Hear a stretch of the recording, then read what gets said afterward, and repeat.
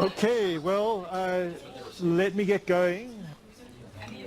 So the plan today is to finish off the exercise 3 that I started last time, and then to talk about watershed delineation.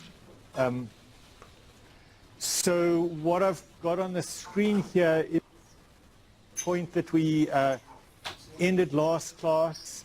We had gone through well, firstly we did the whole bit of verifying the sort of things that we can do hand calculations with in terms of slope, and then being able to use a model builder to repeat those calculations. That we might see if we could apply that model builder tool to some other data sets, and I think we're at a point where we could actually do that right now. This wasn't something that I had in the exercise, but I'll do it while we're still sort of getting. So we had this exercise 3 project, and maybe we're not going to do it because, oh no, it was in a different location. So let's go to,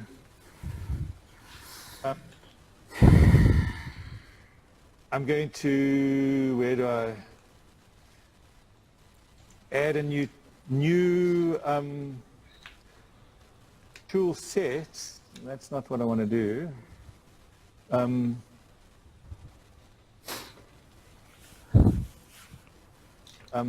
How do I add a tool? Maybe I should have figured this out beforehand, shouldn't I?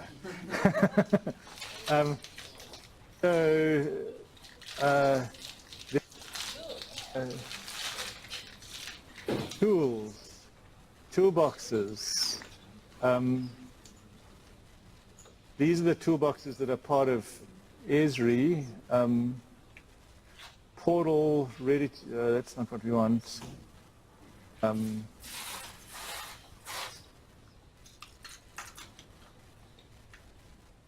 not going to do that because I don't know how. There is, so the problem is I saved the tool in a different project. Remember we had the exercise 3 slope project, and I've got the exercise 3 project. There's got to be a way to share the tool from one to the other. Could you do it with cat? Let's do insert, add a toolbox, and now I'm on my disk. So I'll go to exercise 3, the slope project, the slope toolbox. Let's add that. So now that's been added someplace. It's appearing in my catalog under toolbox. I can expand that. There's my flow direction tool.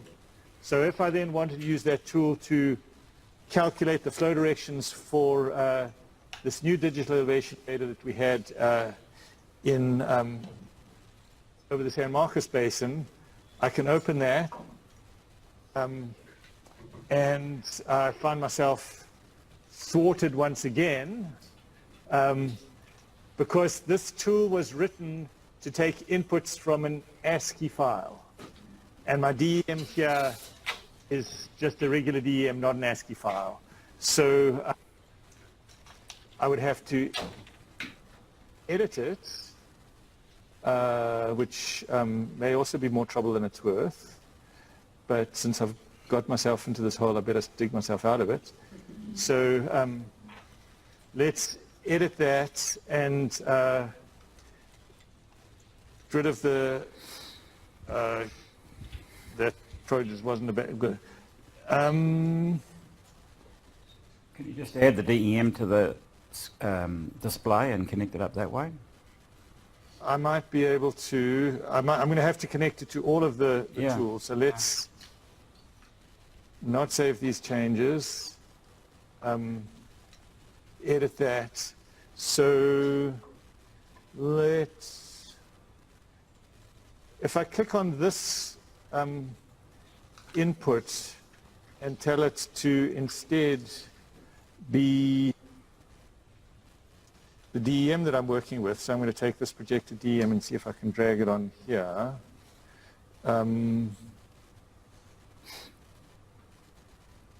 Downloads, exercise 3 project. I think it was San Marcos Geodatabase. Put that as OK. So now, so now I've got this DEM be this one. I want to actually change this guy to go someplace else. Some temporary thing. I can't think of an easy way to do this. I might be able to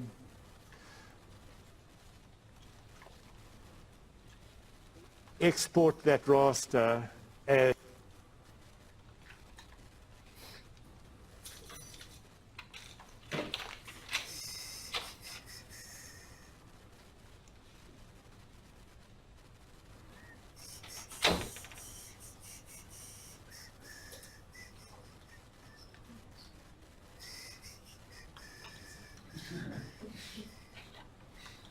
You are the only participant in the conference. Okay. Well, that's interesting. All right, 1 second, we're working on this. Okay. Well, I can freewheel if necessary. Just to tell a little story about this, when this model builder first came out, I had a rather extensive model, and I was giving a presentation in San Antonio to a group of about 300 hydrologists from the US Geological Survey. And I had the model builder on the screen, and I'd run it on my laptop, everything was fine. And then I connected.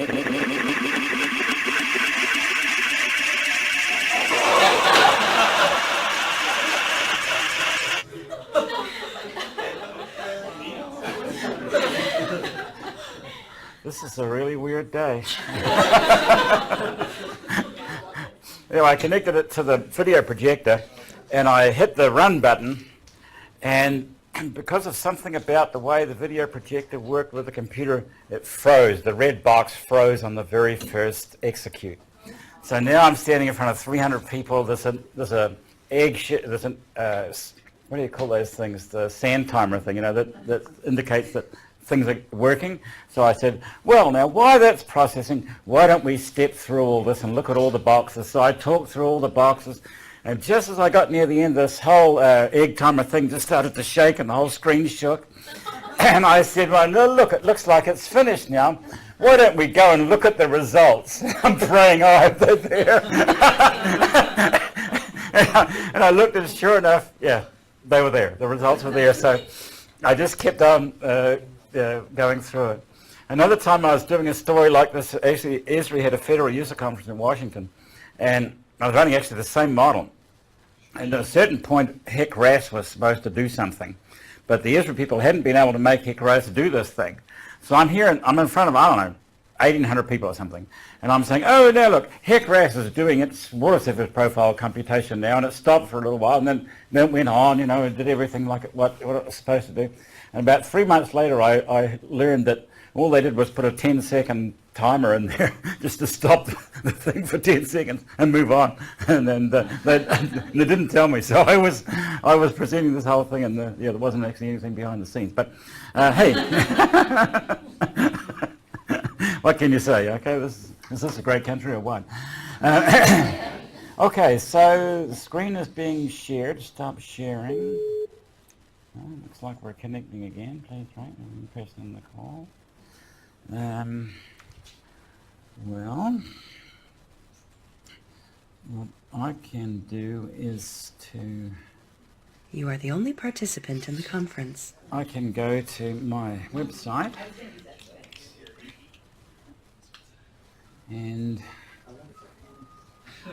so I went through exercise 1 and I've graded all the solutions and put a solution here.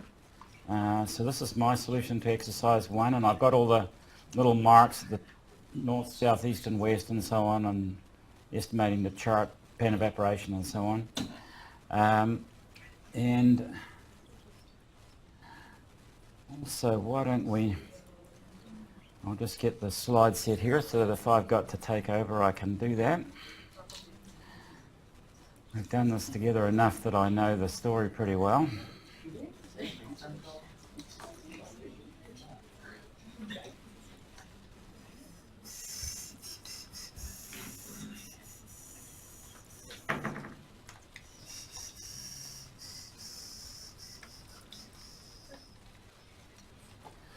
Okay, so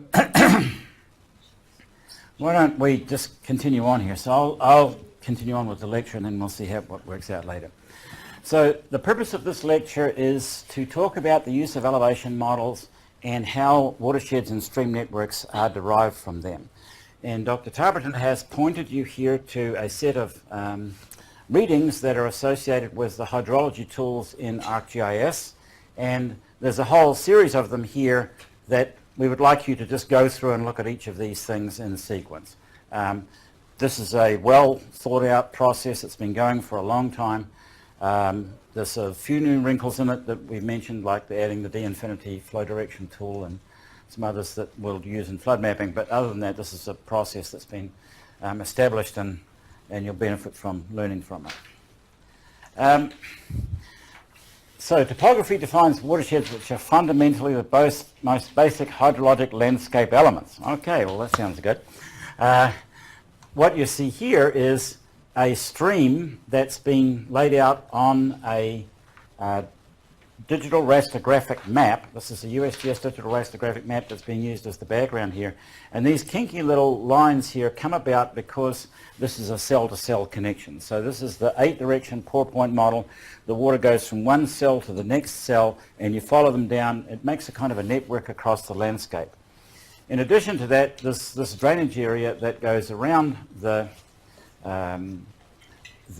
area that drains to these streams, and you can see if you look at this how it goes along the lines of maximum slope or slope curvature. And when I was young, I used to do all this stuff by hand. Even when I was first teaching this class, I used to draw out these things by hand. And it's really hard to get that right. It's easy to make a mistake because you just misinterpret where the high points should be. But generally on the left-hand side over here, the water's flowing away. On the right-hand side, the water's flowing towards the stream. And there's a kind of yin and yang to this process. You've got a watershed, you've got a stream that drains from that watershed. So here's some of the objectives here. To be able to delineate watersheds as the basic hydrologic elements from digital elevation models and use that information in hydrologic analysis. Some basic concepts involving terrain flow, filling sinks, calculating the slope, calculating the flow accumulation, stream network raster, and so on.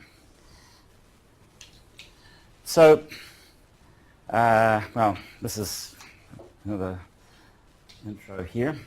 This is a slide that I made up a long time ago that we've shown several times, and it shows the contour interval from a digital rastrographic map of the USGS, and then the grid cell values at the center. And I produced this slide, and this is many years ago, by just taking the grid that was created from these contours and overlaying them. And you can see 700 goes to 695, and there's a kind of a rational process here.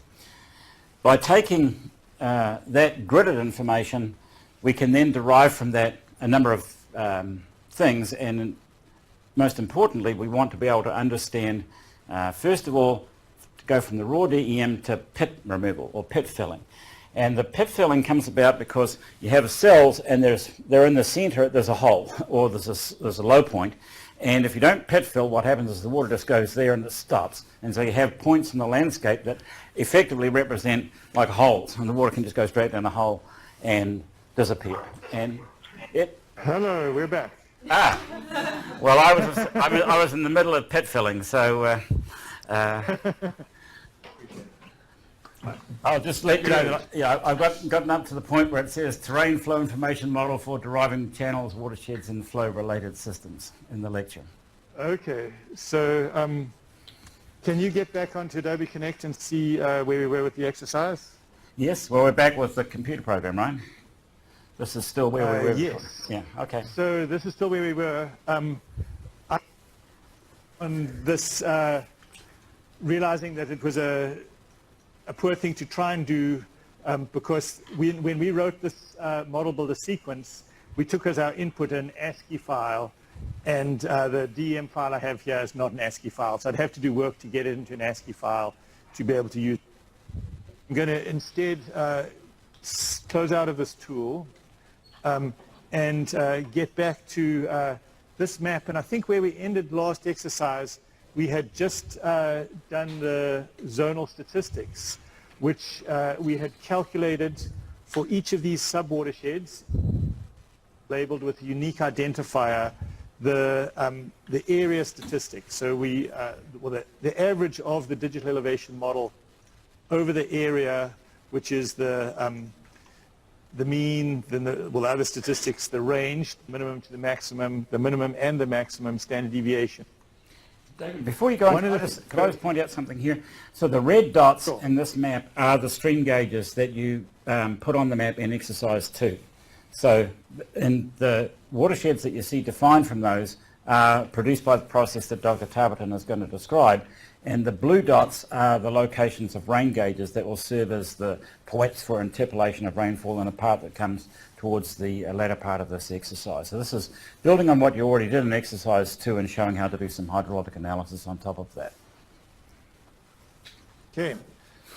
So what we actually want to do is we want to give these gauges what the mean elevation is. And we have a table here of the attribute table of the gauges, and we'll see that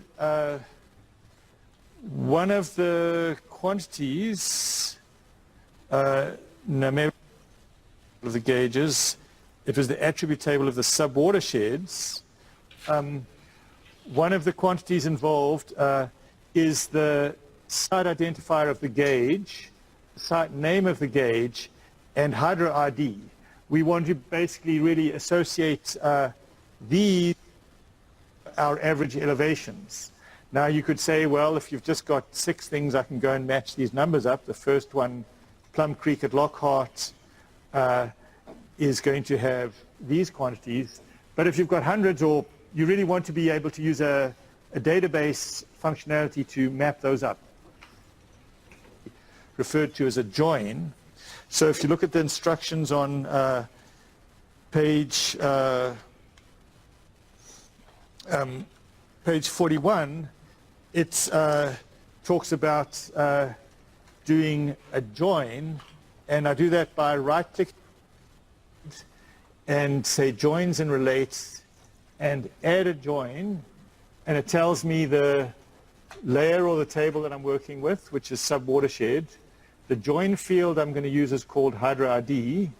The table I'm joining is zone elevations, and the output hydro ID. And I'm going to run that, and now when that's complete and I switch back to the subwatershed table, you'll see now it's got a whole bunch of information effectively presented together. So we can see the site names, and we can also see the mean elevations, if that was the information we're interested in. Yeah. If you were to edit that information, would it cascade back to the table that you So I think that Could you repeat the question, David? So the question was, the question was, if I was to edit this information, would it cascade back to the table I was joining from? And I think the answer is probably not, and I'm thinking it's probably not going to let you edit those particular joined numbers. But if you go back to this original table and edit values here, it'll propagate through to these ones, because that join is really just held sort of virtually. It hasn't really added information. It's just made a reference to that information that it's pulling from the other table. You can then export this to another table that will export all of the columns and effectively create a new table that has all that information together. And I think the exercise asks you to just export it to Excel to have, because Excel is then a handy tool to make a table to hand in. So I'm going to skip the table to Excel part because that's quite straightforward, but what we've asked you to hand in is a table showing the site names, the hydro IDs, and the mean elevation, and also the elevation range, and to identify which watersheds have the highest average elevation. So the real interesting part of this exercise is to calculate the area average precipitation over this watershed, and I wanted to just introduce that with these slides. So this is one of the slides that I had posted for last class, and this is the concept of Thiessen polygons, which if you've done a hydrology class you may have learned about this, but the general idea is you've got a watershed with a set of sub-watersheds, and we've got this blue or highlighted sub-watershed that's identified here. You have rain gauges that are each of the green dots, and you draw a set of polygons around each rain gauge by this procedure that's referred to as Thiessen polygons, that first draws a straight line between each of the gauges and then a perpendicular bisector to those straight lines. And that you can think of a perpendicular bisector as splitting the space that's closest to the one gauge and closest to another gauge. Then you do that between another pair of gauges and another perpendicular bisector, and then you construct a polygon from all of the perpendicular bisectors. So this polygon here starts there, it's a perpendicular bisector between those two gauges, then goes down there, the perpendicular bisector between these two gauges, then down there, the perpendicular bisector between those two gauges, and so on. So you've divided the space into areas that are closest to each gauge, and then we associate the area within a subwatershed that's closest to each gauge with that gauge and use weighted averaging. So I've shown A1, A2, and A3 to represent these three areas.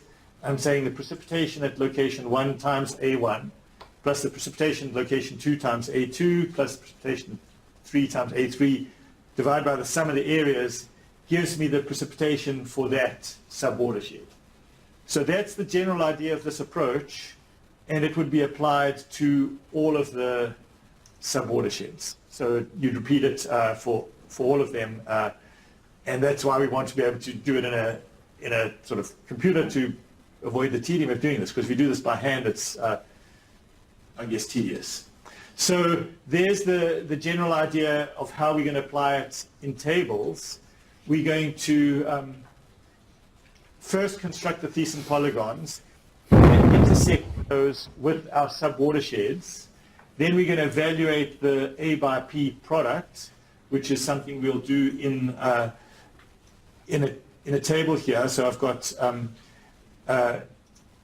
annual precipitation multiplied by shape area, and I'll call it the shape area product.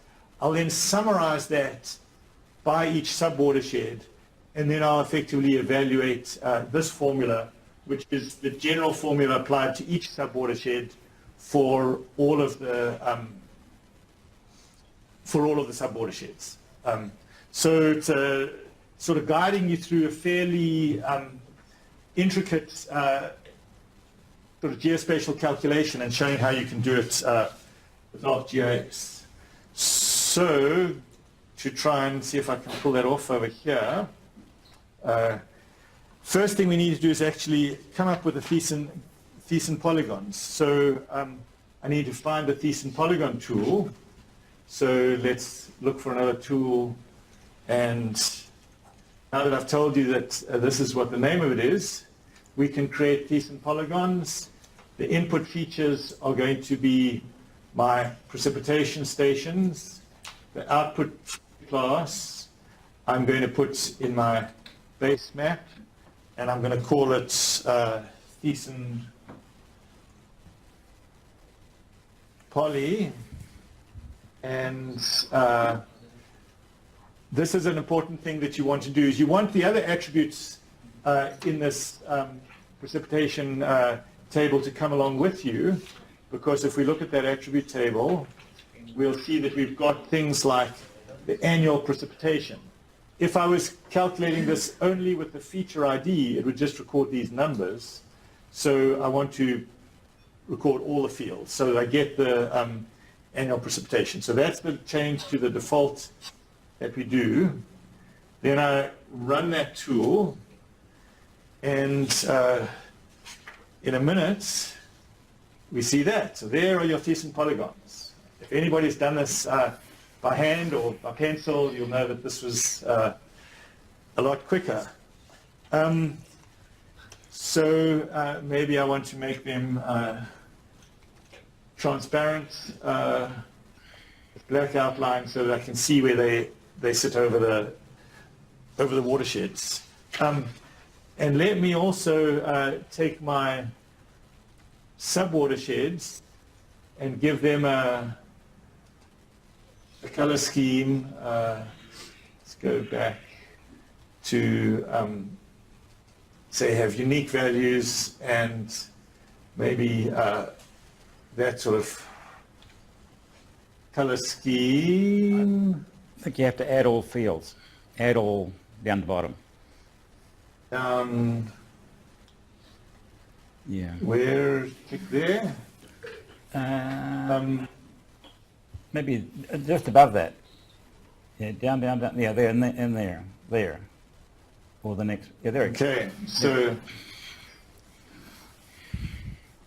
sometimes I get tripped up on this. Yeah. So here we've got the so there's each of the subwatersheds, and you can see them intersecting with the Thiessen polygons. It probably shouldn't surprise you that the function that we want to do to effectively calculate each of these little areas as a polygon is the intersect function. It's doing an intersection. If I go back into geoprocessing and do a search for a tool that's got the word intersect in it, we find that there's a intersect tool, and I can open that and I can look at what it does, and see that it's going to take input and it's going to effectively produce output that looks like that. So the features that I'm going to be intersecting are going to be my subwatersheds. Now, if I'm paying attention to the notes, it said I should actually make sure that I've removed all the joins on that. So I'm going to go back and remove the join I had. And that's because for this purposes, I don't want to have the extra elevation information that I'd added with the joins be involved in these calculations. So then I'm going to pick the first set of input features as my subwatershed layer, the second set of input features as my Thiessen polygon layer, and I'm going to name the result. I could have just left the default, but I'm going to go with Thiessen sub intersect, and I'm going to join all of the attributes. Again, I'm keeping track of everything, and leave everything else alone. And now I'm going to run this tool. So now we've got another feature class. Let me adjust its symbology to see what we've got.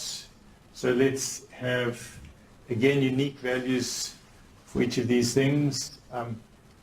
add all of the values, and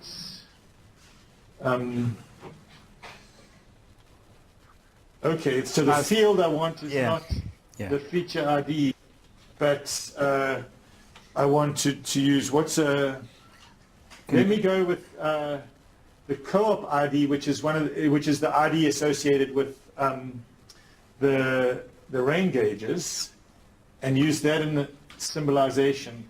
So now you'll see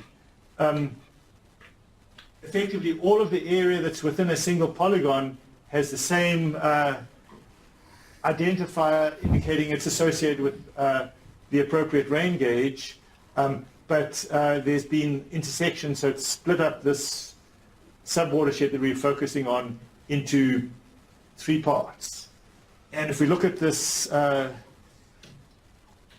this table of our Thiessen subwatershed sections, you'll see that there's 3 features that are labeled 330. So those 3 different ones, if I just select them each in turn, you've got that one, then the next one down, and the next one. So it took that single subwatershed and broke into 3 pieces, and you can see they each have a separate cooperative identifier, and they have a separate annual precipitation, and they also have a separate shape area. The shape area was evaluated by the geodatabase because this is a feature class inside of a geodatabase.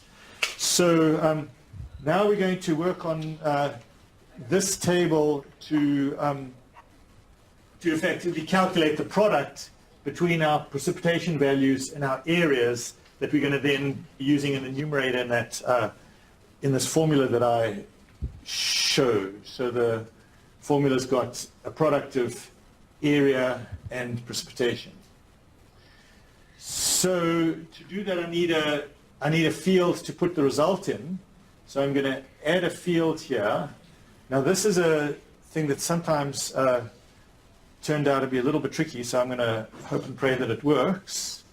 AP prod, I know one of the students had trouble here too. Sometimes it gives an error about it sticking.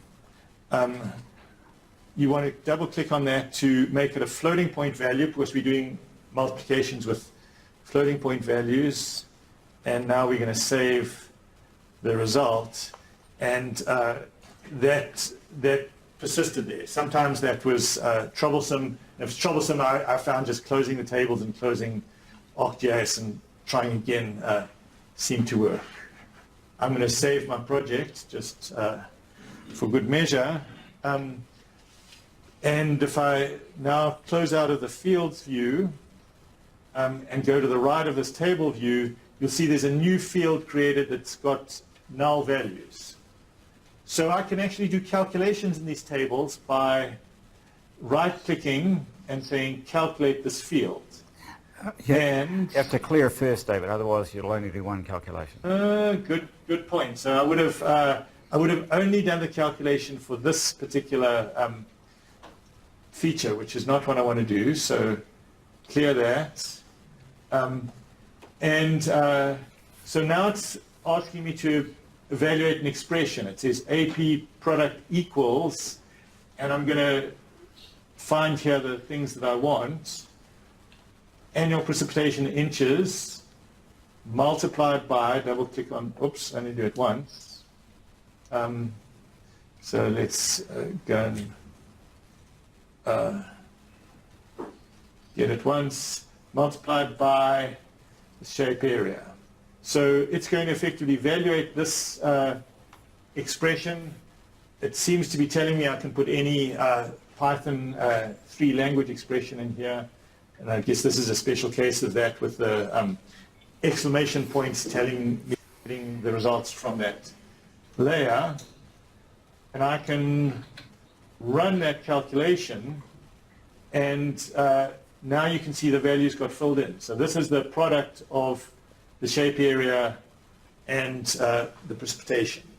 So now we're going to need to basically sum that for all of the rows that have the same hydro ID, which is the unique value associated with that subwatershed. So I'm going to be summing that product that I calculated for those three numbers. There's a handy tool for doing that is referred to as summarize, and so I can actually go to the top of the hydro ID column and right-click and say summarize, and I end up with another tool opening, the summary statistics tool, that says my input table is the one that I'm working on. The output table, I get to choose how to name it, and I'm going to just call it Thiessen stats.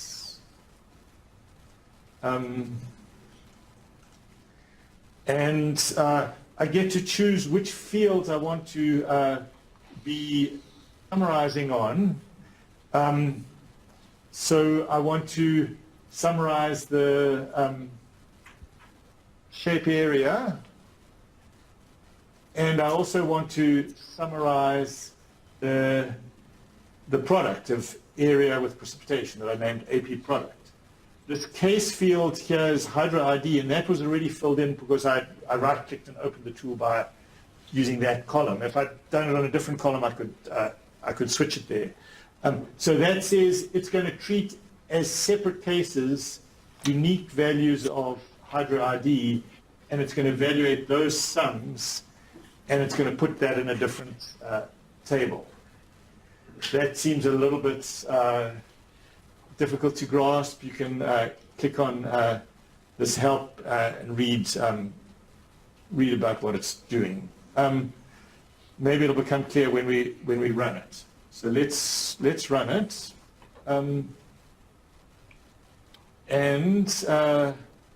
Now we should see in our table of contents down here, there's a Thiessen stats table. So let's open that and see what we got. We got these, it summarized things by our 6 unique hydro identifiers, and it's got the sums of the shape areas, the sums of the shape products. So those are the numerator and the denominator in this formula. So if I want to get the area average precipitation by this formula, I've just got to do another calculation to calculate those ratios.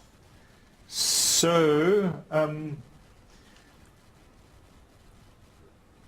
any suggestions how I should do that? Have we learned what we need to? Yes, we have. So, go ahead. You can define a new field and then use the calculate button. Okay, Define so a new formula to divide both columns. So define a new field and use the calculate. So the new field is going to be, what did I call it? Subwatershed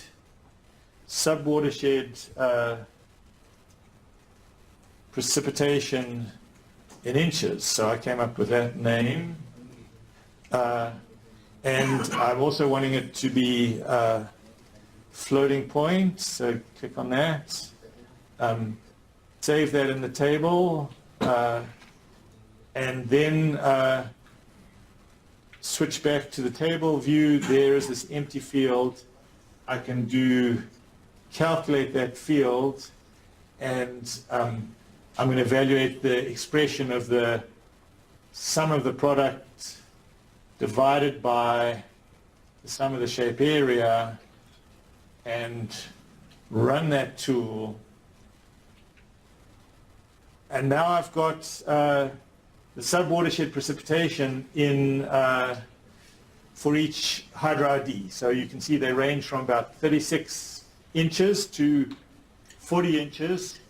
And I'm quite relieved to see that those numbers look similar to the numbers I had for annual precipitation, which is what we expect, even though I was dealing with, in the calculations, some really big numbers that were hard to interpret. So it's done the product of, well, the product of precipitation in area is a huge number because the area is in square meters and it's a huge number. But when we do the correct ratio, we get to get these numbers.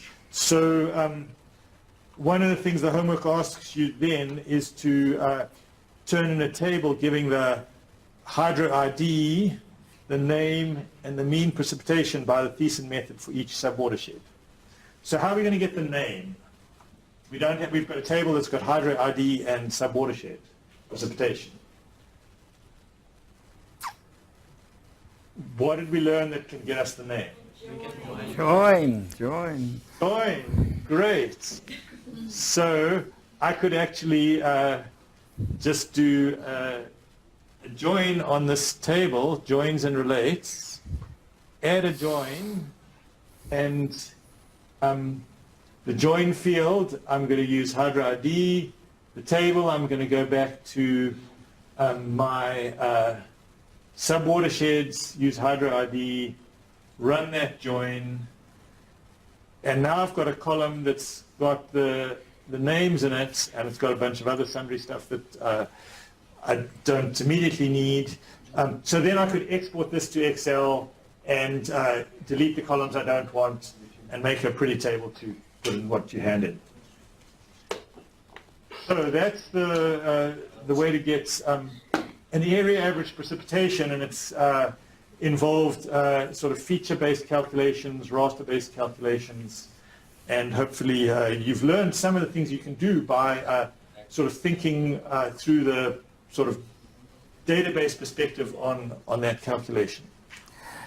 David, could you just go back to the slide where you presented the formula that's just been executed? That one. Yeah, I just want to emphasize this formula that you're looking at here is a abstruse sort of thing, and particularly for those who are not native to hydrology, might have been a bit confusing as we go along what all is happening here. But if you just study this slide carefully, you'll see that what we just did was this last calculation here, which was taking this ratio, and what we did before that was to take the product of the precipitation and the AIK as the product is the intersect areas that are produced when you take the intersection of the Thiessen polygons with the subwatersheds. So think this through, just study this carefully, because there's quite a lot of information in this one slide here actually, and it's also something that's good to ask on tests, and you can work it all out by hand and hint. Yeah, so don't as a hint. Yeah, so don't blow by this. This is something that's worth thinking out. And the process that you're seeing here is actually pretty generic. When we built the prototype of the National Water Model, essentially we did this to link weather world with hydrology world. And weather world is in squares and grids, and everything's calculated on grids. And so when we started building the prototype of the National Water Model here, what we did was we intersected the grid that was used for the weather model that looked at the land atmosphere balance with the polygons that represented the catchments of the NHD Plus data set.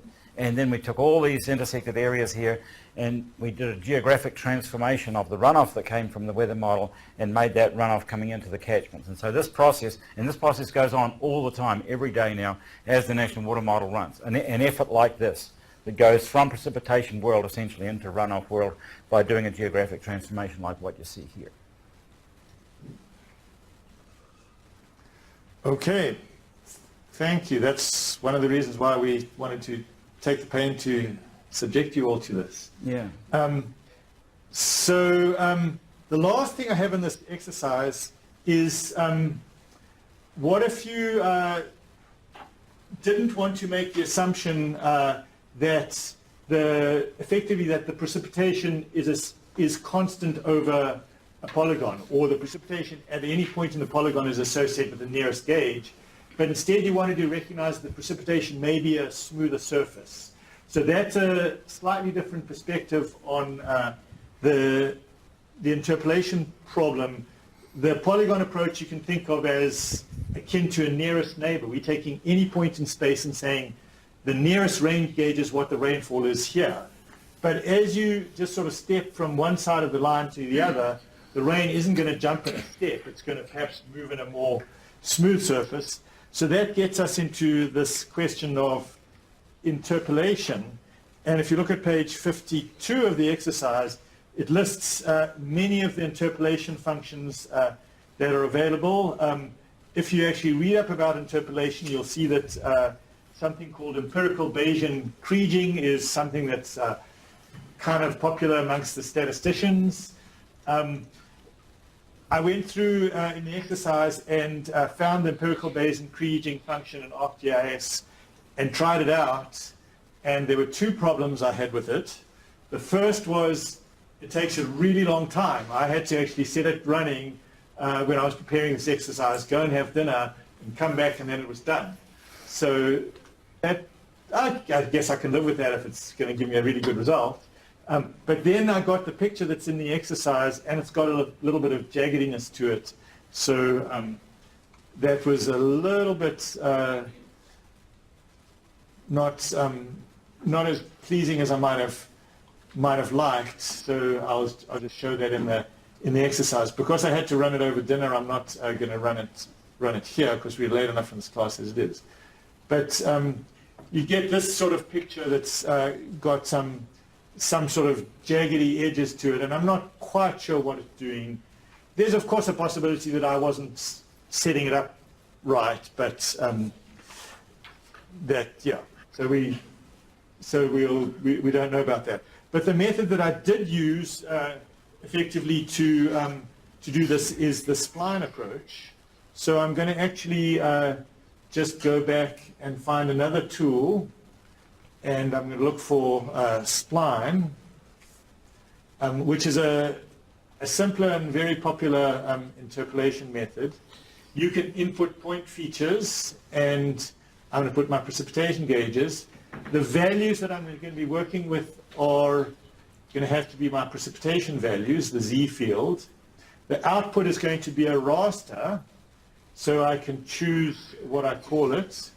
So I'm going to not put it in a feature data set. I'm going to put it in the geodatabase because it's a raster, and I'm going to call it just the spline. I suppose I could have come up with a better name than that.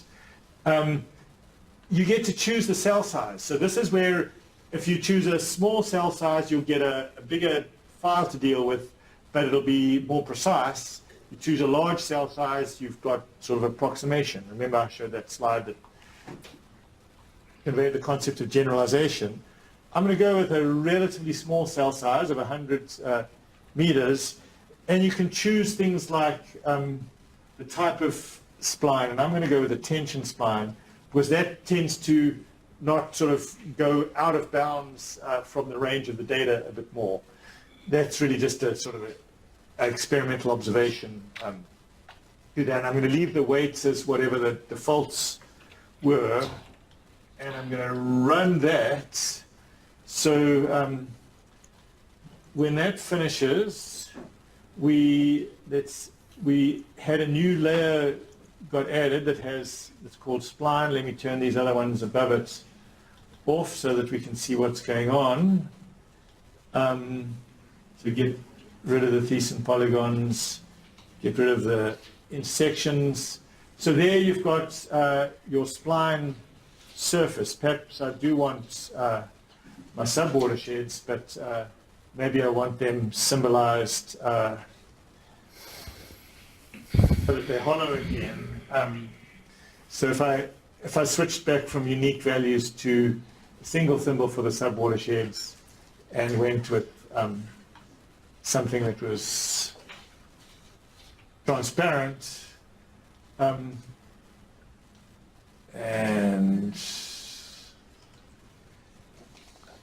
you can see, so you've got effectively a smooth precipitation surface that's got peaks and valleys that are derived by the rainfall values at each of these gauges. If you want to get a bit of insight on this, you might actually go and label each rain gauge with its precipitation value, and then you kind of see what's going on. This is a smooth surface, and we can then use the zonal averaging, just like we did for elevation, to get the subwatershed precipitation.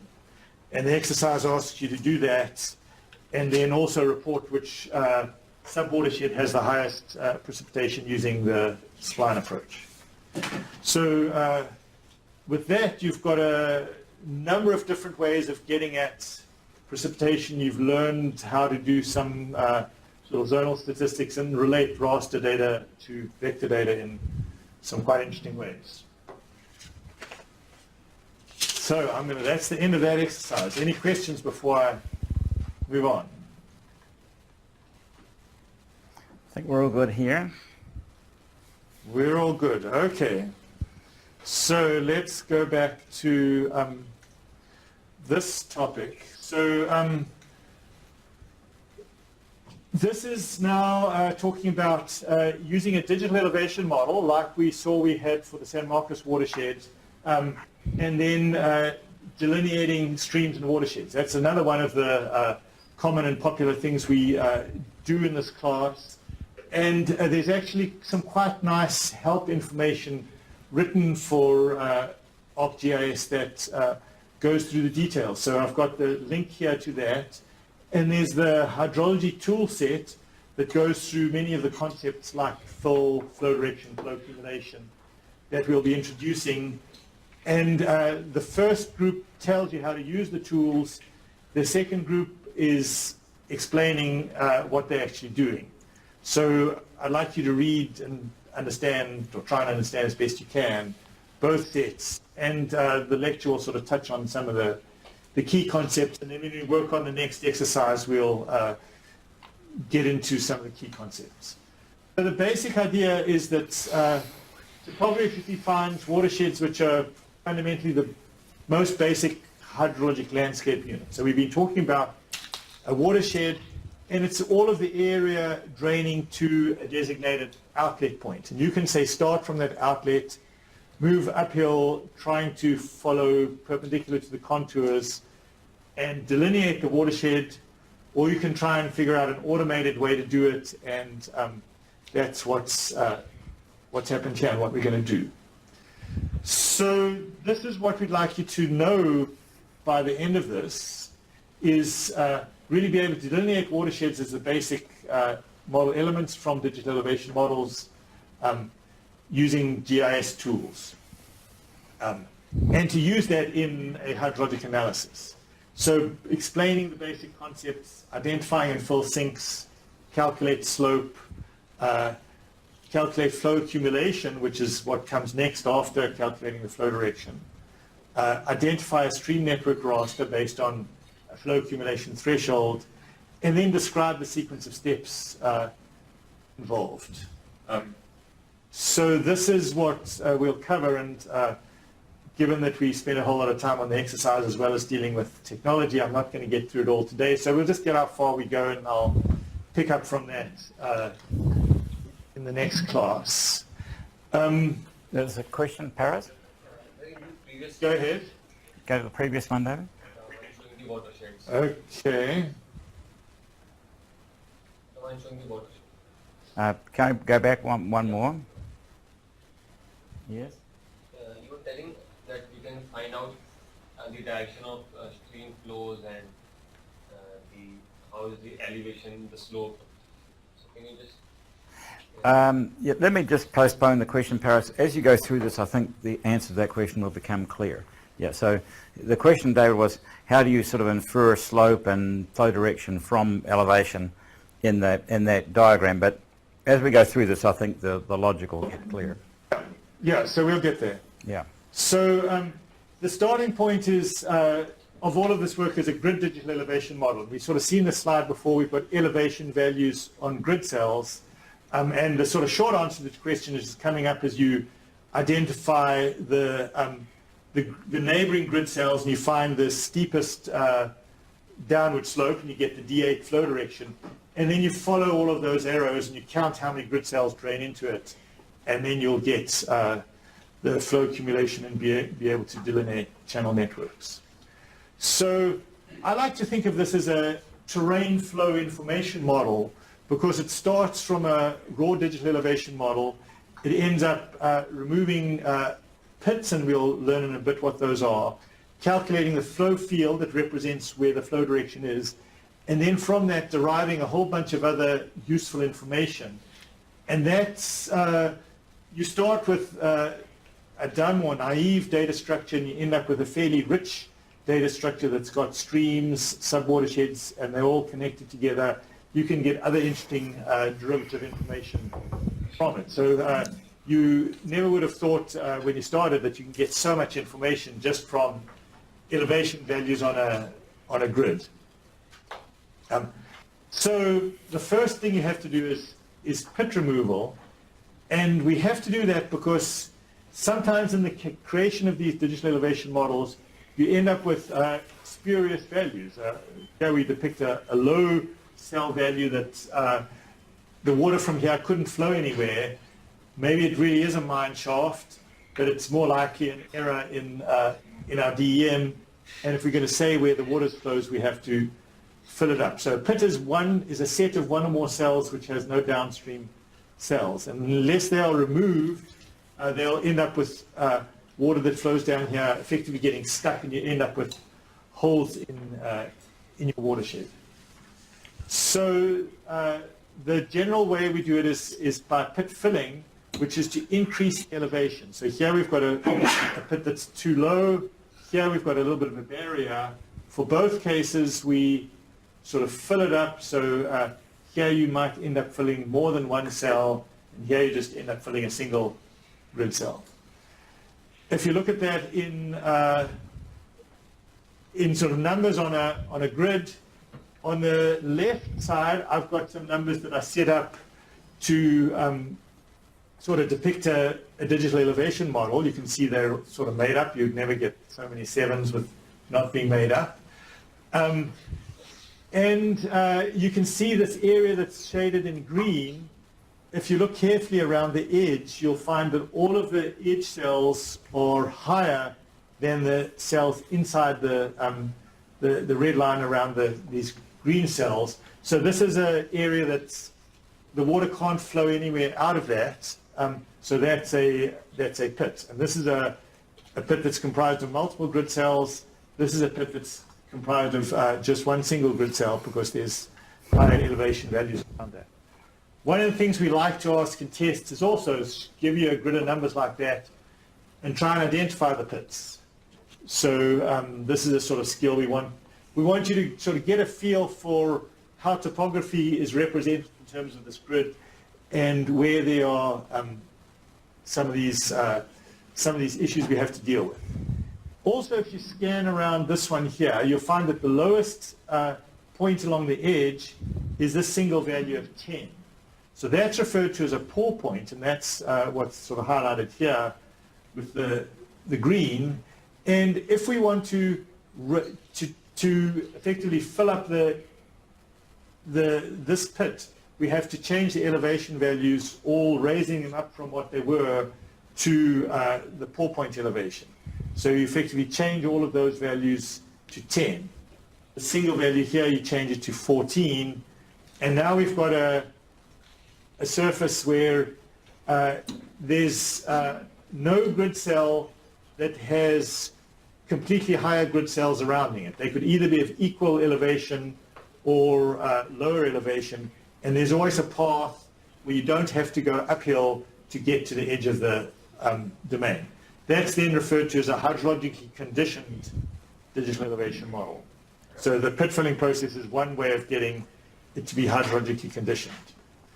One of the effects of that is that maybe you, so this is an illustration where we looked at elevation values down a stream path, and this was one of the sort of early days poor digital elevation models, and you can see that there's spikes that are higher elevation, perhaps where the stream, where the actual valley sort of dodged between two grid cells, and you get some sort of artificial barrier, and the pit filling process resulted in a new digital elevation model that would have followed the surface of the sort of light pink line, and that's the filled elevation. So that's one of the things that the filling of the pits is actually changing your data, so you don't want to do it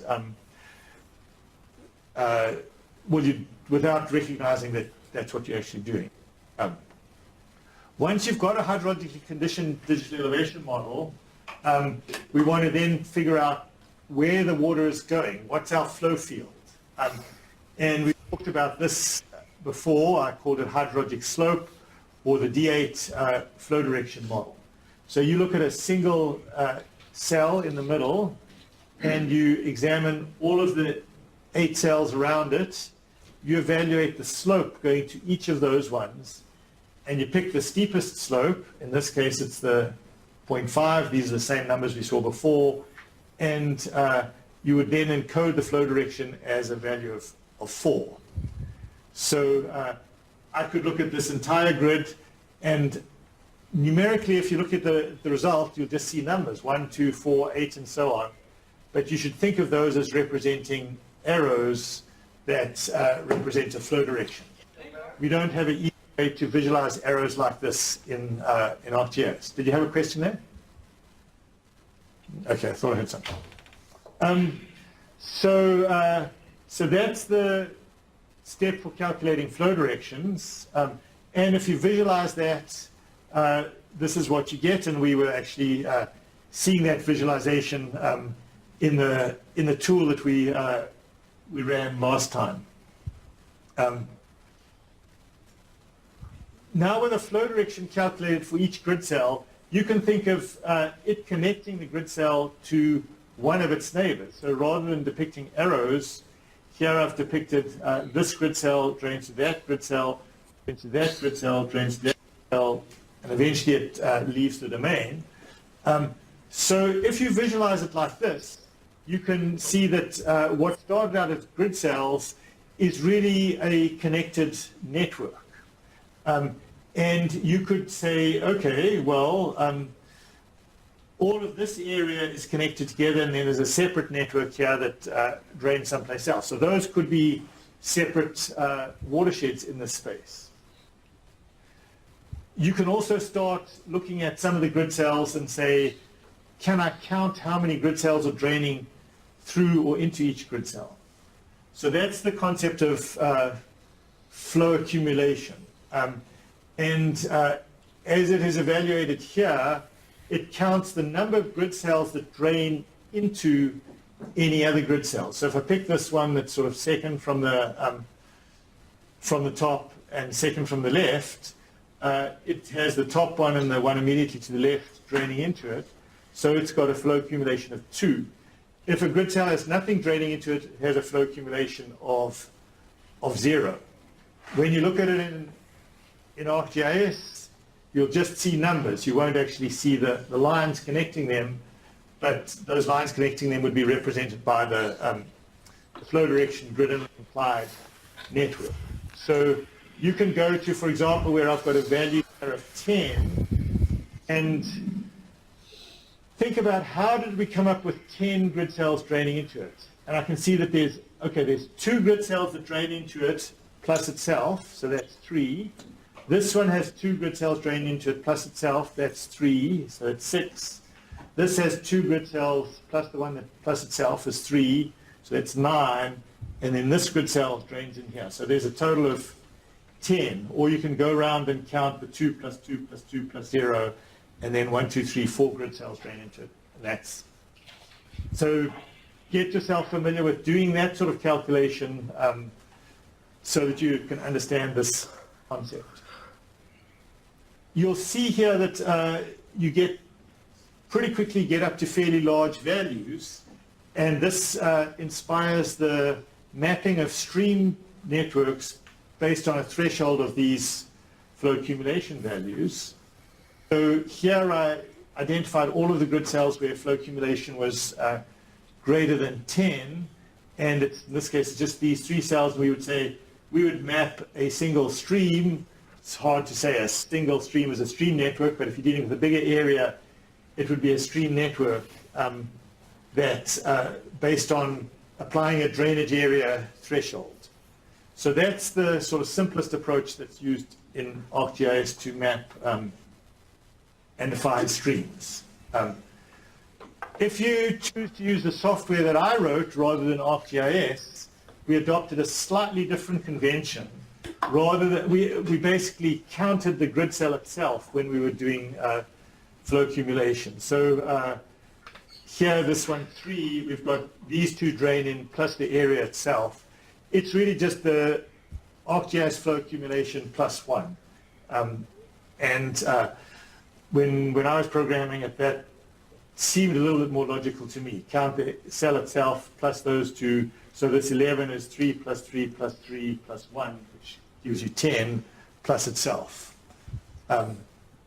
So that was just a sort of convention difference. But if you ever want to compare TARDIM results to ArcGIS results, and you're off by one cell, this is the reason.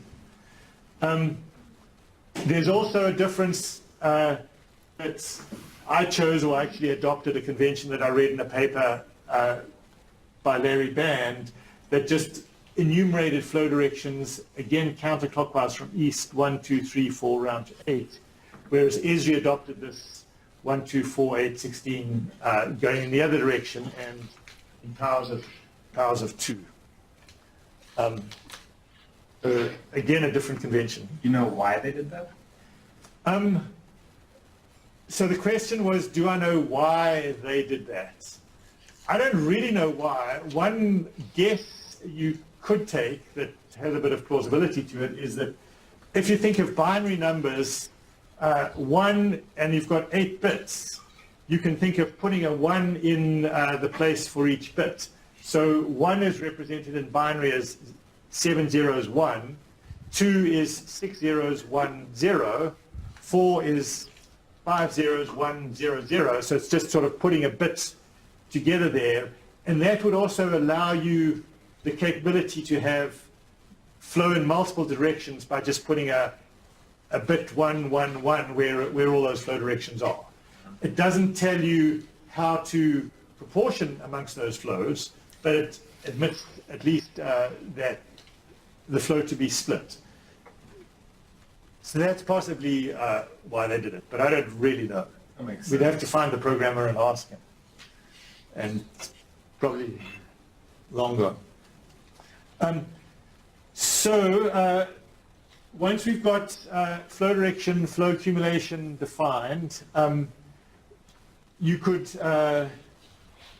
we can now think of the concept of a watershed as all of the area draining to a specific outlet. So back on the same flow network that we had before, and we say, okay, this grid cell is going to be my watershed outlet.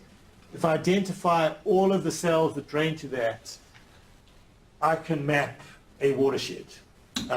That's a really useful thing to do from a digital elevation model.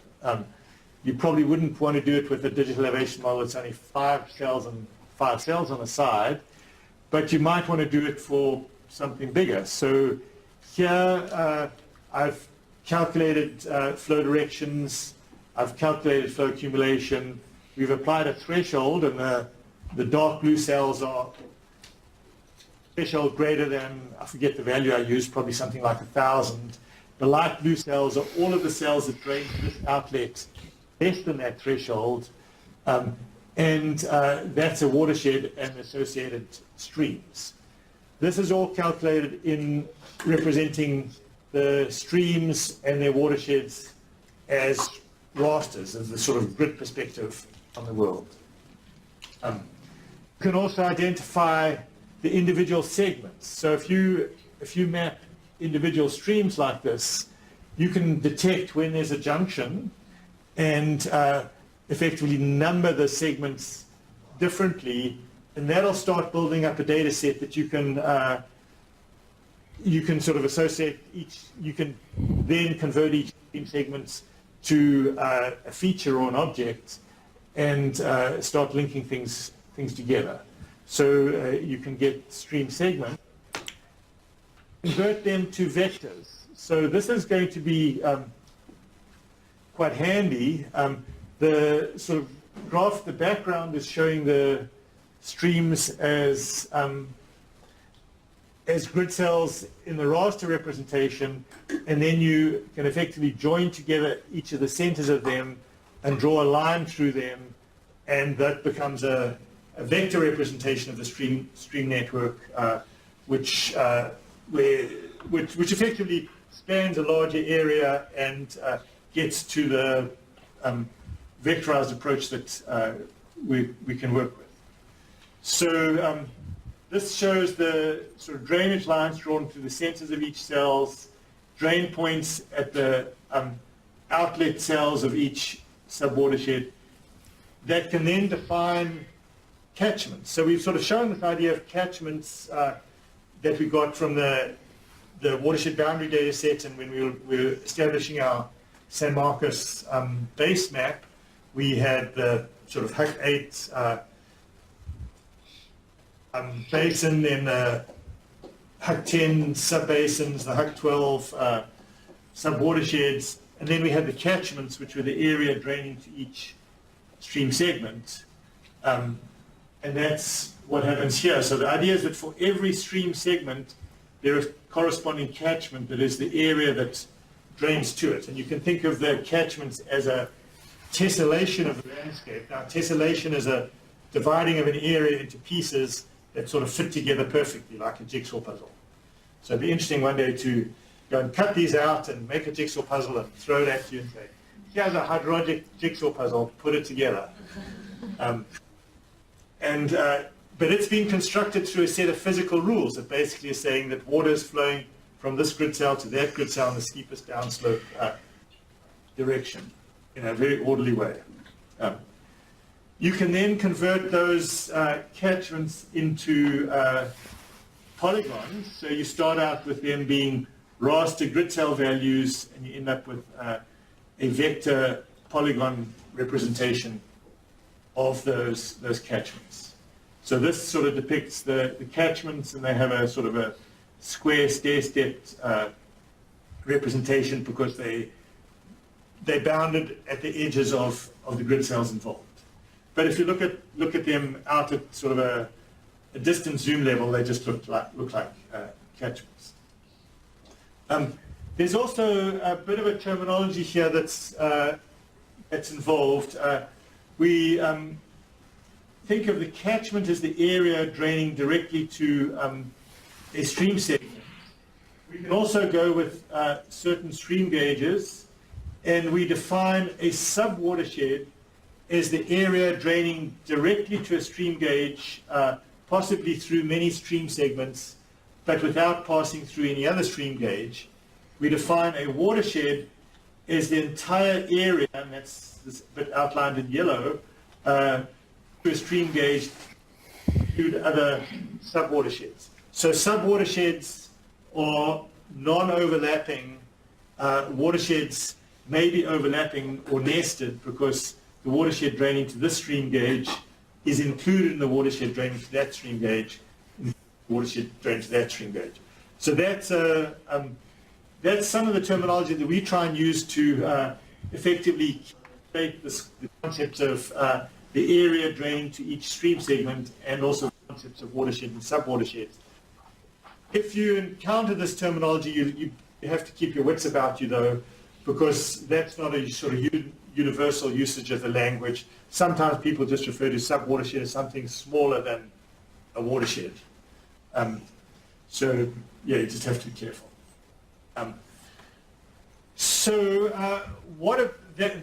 We could have followed that process just starting from a digital elevation model. But you might end up getting streams that differ from where you have mapped streams, perhaps on the blue lines, where a cartographer has gone out and drawn them from aerial photographs.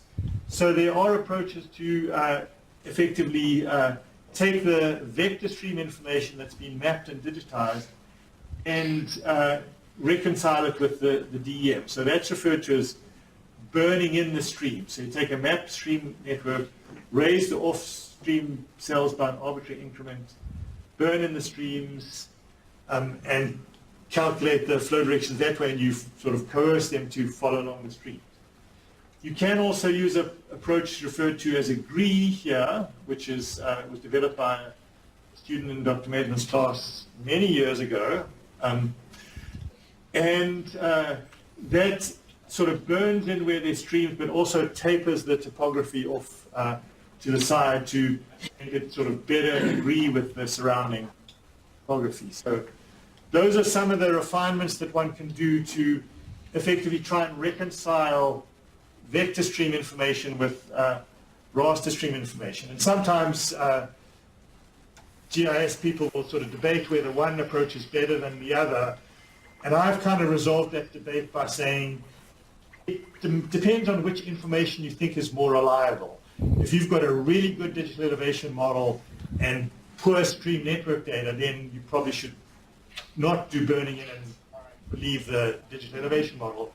If you've got a good stream network and a sort of poor DEM, then burning in is probably. You know, I think A couple of concepts. if I could just add Go a ahead. comment here.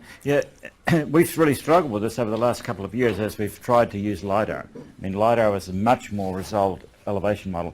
And I think the conclusion that we've reached is that we're going to derive the stream bottom from the LiDAR data, but we're going to connect it across obstacles like bridges and things like that by burning in the stream through the bridge, because otherwise we have no way of knowing that it's not a dam. So sort of the end result of this debate, which has gone on for a long time now, at least in my opinion, is some combination actually of these methods. Small amount of burning in and lots of just following the stream on the raster surfaces that we now have. Right. So where am I at here? There's a, is that a good stopping? Yeah, I think so. That's the clear victory. That's a good, let me stop there. That's probably a good stopping point. I'll pull these last few slides into next class, and we'll talk about them next time. Yep. Questions? This is a wonderful subject.